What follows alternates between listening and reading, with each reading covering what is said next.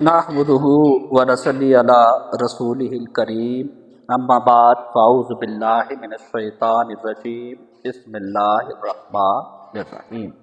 تو آج ہم استنجا کے احکام پڑھیں گے نور الاعضاء سے۔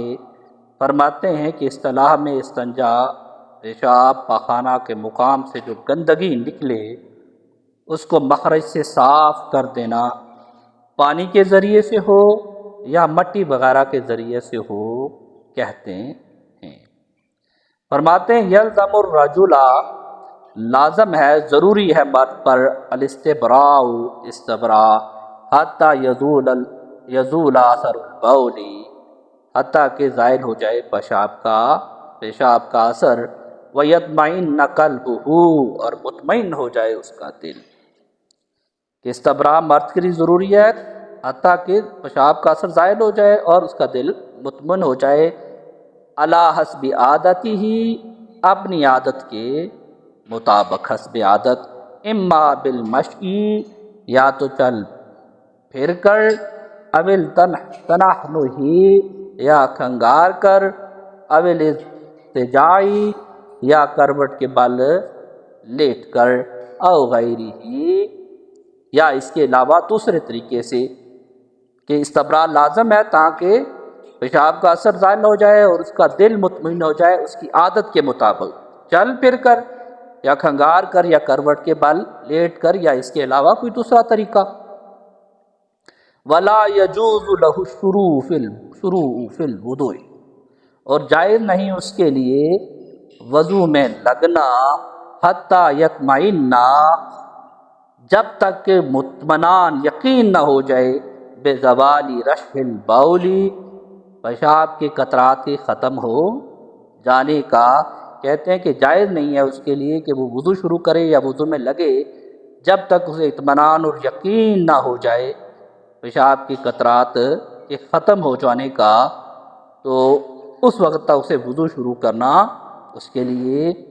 جائز نہیں ہے۔ تو کہتے ہیں کہ مرد کے لیے لازم ہے اس استبراء، اور اس کی پھر انہوں نے آگے تشریح دی کہ یہ کیا ہے، اطمینان ہو جانا۔ پھر فرماتے ہیں وَيَفْتَرِضُ غُسْلُ مَا فِي الْمَخْرِجِ، اور فرض ہے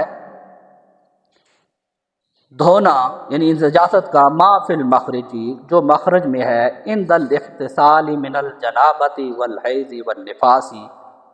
ناپاکی، حیض و نفاس کا غسل کرتے وقت اس نجاست کا دھونا جو مخرج میں ہے فرض ہے۔ وَإِنْ كَانَ مَا فِي الْمَخْرَجِ قَلِيلًا، اگرچہ ہو وہ نجاست مخرج میں تھوڑی ہی۔ کہ فرض ہے اس نجاست کا دھونا کس وقت؟ جو مخرج میں ہے، ناپاکی، حیض اور نفاس کا غسل کرتے وقت، اگرچہ وہ نجاست مخرج میں تھوڑی ہی ہو۔ پھر فرماتے ہیں وَأَنْ يَسْتَنْجِي بِحَجَرٍ مُنَقٍّ، اور مسنون ہے استنجا کرنا بحجر منقن، صاف کر دینے والے پتھر، ونحوہ، یا اس جیسی کسی دوسری چیز سے، والغسل بالماء احب، اور پانی سے دھونا زیادہ اچھا ہے، والافضل الجمع بین الماء والحجر، اور افضل ہے جمع کرنا پانی اور پتھر کے درمیان، فیمسح، صفائی کرے، پس صفائی کرے، ثم یغسل، پھر دھوئے، یعنی پانی سے دھوئے، ویجوز، اور جائز ہے، ان یقتصر، اکتفا کرنا، علی الماء، پانی پہ، اول حجری، یا پتھر پر، کہ اکتفا کر لے، یہ بھی اس پہ جائز ہے، یا پانی سے یا پتھر سے، کہ استنجا کرنا صاف کر دینے والے پتھر یا اس جیسی کسی دوسری چیز سے، اور پانی سے دھونا کہتے ہیں زیادہ اچھا ہے، اور افضل ہے کہ جمع کریں آپ پانی اور پتھر کو، صفائی کریں اور پھر دھوئے۔ اور یہ بھی جائز ہے کہ وہ صرف پانی پر یا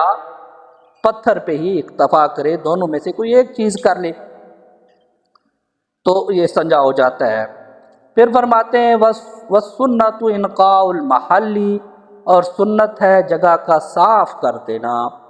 وَالْعَدَدُ فِي الْأَحْجَارِ مَنْدُوبٌ، لا سنت مؤقدۃ، اور عدد پتھروں میں مستحب ہے، سنت موقدہ نہیں ہے کہ آپ کتنے عدد پتھر استعمال کرتے ہیں، یہ مستحب ہے، یہ کوئی سنت موقدہ نہیں ہے۔ فیستنجی بثلاثۃ احجار رطبا، پس 3 پتھروں سے استنجا کرنا مستحب ہے۔ ان حاصلت تنصیف بما دونہا،